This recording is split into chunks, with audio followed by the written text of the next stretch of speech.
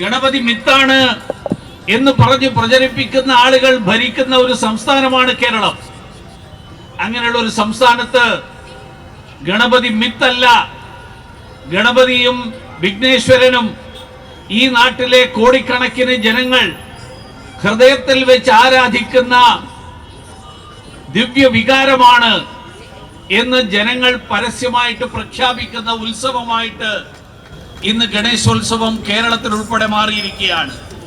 ആ പമ്പയിൽ വിശ്വാസ സംഗമം നടത്തും എന്ന് പറയുന്ന ആളുകള് സ്വയം അവിടെ ചെന്ന് തേങ്ങയുടക്കുമോ എന്നാണ് എനിക്ക് ചോദിക്കാനുള്ളത്.